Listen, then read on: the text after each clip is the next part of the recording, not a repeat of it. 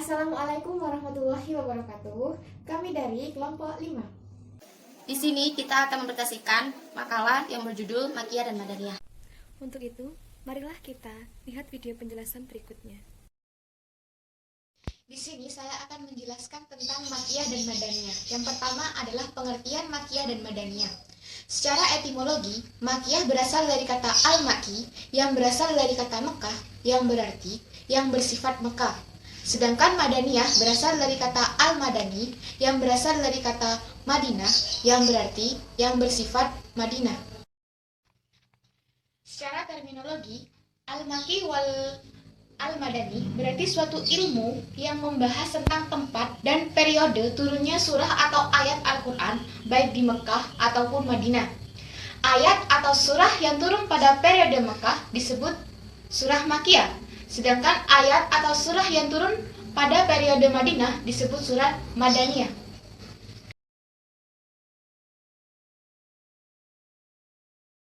Cara mengetahui Makiyah dan Madaniyah menurut para ulama bersandar pada dua cara, yaitu sima'i nakli dan qiyasi ijtihad. Sima'i nakli adalah cara yang didasarkan pada riwayat sahih dari para sahabat yang hidup pada saat menyaksikan turunnya wahyu. Sedangkan qiyasi ijtihad adalah didasarkan pada ciri-ciri Maki dan Madani. Bisa dikatakan surah Maki apabila surah atau ayat tersebut mengandung sifat atau peristiwa Maki. Sedangkan dikatakan surah Madani apabila surah dan ayat tersebut memuat sifat atau peristiwa Madani, maka surah tersebut termasuk dalam ciri-ciri Madaniyah. Sekian dari saya. Wassalamualaikum warahmatullahi wabarakatuh. Assalamualaikum warahmatullahi wabarakatuh. Di sini saya akan menjelaskan tentang ciri-ciri Makiyah dan Madaniyah. Yang pertama, ciri-ciri Makiyah.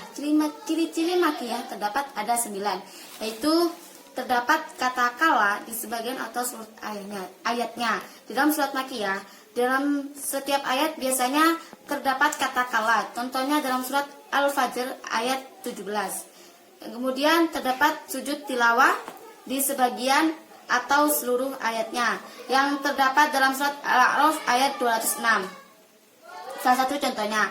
Yang ketiga diawali huruf tahji seperti qaf, kaf, nun atau hamim. Huruf tahji atau huruf muqatta adalah huruf yang terpotong-potong yang terdapat dalam awal beberapa surat pembukaan beberapa surat Al-Quran yang tersusun dari 1 sampai 5 huruf hijaiyah yang tidak membentuk kata.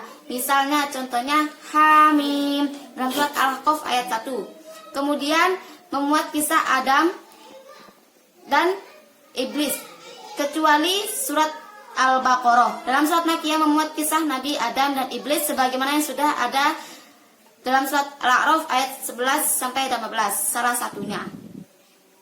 Yang kelima, memuat kisah para nabi umat terdahulu. Memuat kisah para nabi dan umat terdahulu artinya menceritakan para nabi dan umat yang terdahulu, misalnya kisah antara Nabi Musa dan Fir'aun yang terdapat dalam surat Al-Qasas ayat 6.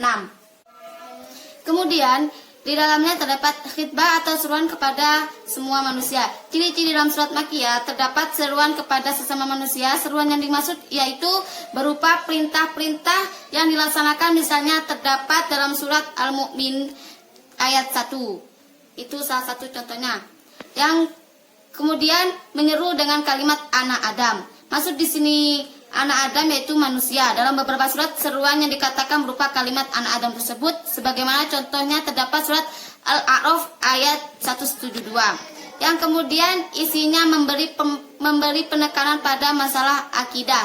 Setiap ayat memiliki tersendiri salah satu dari ciri-ciri surat Makiyah berupa penekanan dalam masalah akidah. Contohnya terdapat dalam surat Al-A'raf ayat 3. Kemudian ayatnya pendek. Dalam surat Makiyah, ayat-ayat yang ada di dalam tergolong ayat surat pendek. Misalnya surat Al-Kautsar, Al-Kafirun, dan An-Nasr. Yang kemudian ciri-ciri Madaniyah yaitu A. Terdapat kalimat orang-orang yang beriman pada ayat-ayatnya. Dalam membaca terjemahan Al-Quran pasti sering kita jumpai kata orang-orang yang beriman. Hal tersebut merupakan salah satu ciri-ciri surat Madaniyah sebagaimana terdapat dalam surat Al-Baqarah ayat 104. Yang kedua, terdapat hukum faraid, hudud, qisas, jihad di dalamnya. Ciri-ciri surat Madaniyah memiliki hukum faraid yang artinya hukum warisan. Hukum warisan yang dimaksud sini berdasarkan hukum Islam. Salah satu ciri surat Madaniyah di dalamnya membahas tentang hukum warisan menurut hukum Islam yang terdapat dalam satu contoh terdapat dalam surat An-Nisa ayat 11 sampai 12. Yang ketiga, menyebut orang-orang munafik. Dalam setiap orang yang merupakan surat Madaniyah pasti menyebutkan orang-orang munafik. Salah satu contoh terdapat dalam surat Al-Munafiqun, yang kemudian memuat bantahan terhadap ahli Alkitab, Nasrani dan Yahudi. Dalam setiap surat Madaniyah berisi tentang bantahan terhadap umat terdahulu, yaitu umat Nasrani dan umat Yahudi. Tentunya untuk membenarkan surat-surat kebenaran. Tentunya untuk membenarkan suatu kebenaran. Salah satu contohnya terdapat surat Al-Baqarah ayat 2. Kemudian memuat hukum syara seperti ibadah, muamalah, dan al-ahwal asy-syasyiyah. Dalam surat Madaniyah pasti memiliki hukum syara, misalnya seperti hukum ibadah, muamalah, al-ahwal asy-syasyiyah. Al-ahwal asy-syasyiyah adalah hukum keluarga. Salah satu contohnya terdapat dalam surat Al-Baqarah ayat 280. Kemudian ayat-ayat panjang berbeda dengan surat Makkiyah. Surat Madaniyah berisi ayat-ayat yang panjang bisa kita ketahui bersama dalam surat Al-Baqarah ayat yang terdiri dari ayat 286. Di sini saya melanjutkan presentasi dari pemateri sebelumnya, yaitu poin yang keempat, klasifikasi ayat-ayat dan surat-surat Al-Quran. Pengklasifikasian biasa disering dengan pengelompokan. Artinya pengklasifikasian atau pengelompokan ayat-ayat dan surat-surat Al-Quran itu ada dua. Yang pertama yaitu secara Makkiyah dan yang kedua secara Madaniyah. Menurut ulama terdahulu terdapat dua metode untuk membedakannya. Yang pertama yaitu secara sama'i dan qiyasi sesuai dengan penjabaran yang sebelumnya. Sedangkan menurut Abu Qasim, beliau mengklasifikasikan ayat Al-Quran berdasarkan dengan sistem penanggalan atau masa turunnya yang biasa disebut dengan manhaj tarihi zamani. Dan beliau juga membagi menjadi 3 tahapan, yaitu yang pertama manhaj ibtidaiyahi, masa awal turunnya. Yang pertama yaitu surat Al-Alaq, surat Al-Mudaththir, surat At-Takbir, surat Al-A'la, surat Al-Lail, surat Al-Insyirah, surat Al-Adiyat, dan surat An-Najm. Yang kedua yaitu marhalah mutawasithah, masa pertengahan. Surat yang turun yaitu surat Abasa, surat Atin, surat Al-Qari'ah, surat Al-Qiyamah, surat Al-Mursalat, dan surat Al-Balad.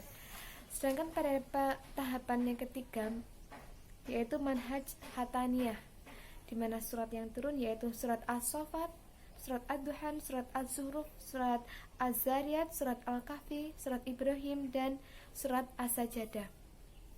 Sedangkan pengklasifikasian berdasarkan ciri-ciri Makkiyah dan Madaniyah, yaitu yang pertama berdasarkan ciri-ciri Makkiyah.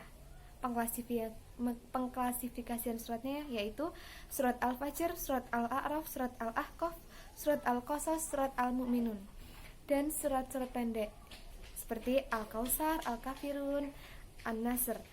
Yang kedua yaitu berdasarkan ciri-ciri Madinah. Pengklasifikasian suratnya yaitu yang pertama surat Al-Baqarah, surat An-Nisa, surat Al-Mujadalah, surat At-Taubah, dan Al-Ankabut.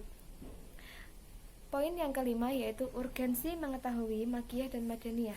Yang pertama yaitu sebagai alat bantu menafsirkan Al-Quran. Artinya dapat membantu seorang penafsir untuk membedakan antara ayat yang nasih dan yang mansukh apabila mengandung unsur kontradiktif atau perbedaan. Yang kedua yaitu meresapi gaya bahasa Al-Quran dan memanfaatkan dalam metode dakwah. Artinya gaya bahasa surat atau ayat Makkiyah dan Madaniyah itu jelas berbeda sesuai dengan ciri-ciri yang telah dijelaskan sebelumnya, sehingga dengan perbedaan tersebut dapat mengetahui kondisi lingkungan seperti di Madinah dan di Makkiyah itu berbeda, sehingga kita dapat memanfaatkannya dengan mengetahui lingkungan tersebut. Yang ketiga yaitu mengetahui sejarah hidup turunnya Nabi melalui ayat-ayat Al-Quran, karena turunnya wahyu dari Allah sejarah dengan turunnya sejarah Nabi di Mekah dan di Madinah. Artinya mengetahui tersebut kita juga mengetahui sejarah dakwah Nabi ketika di Madinah seperti apa dan ketika di Mekah seperti apa. Cukup sekian. Wassalamualaikum warahmatullahi wabarakatuh.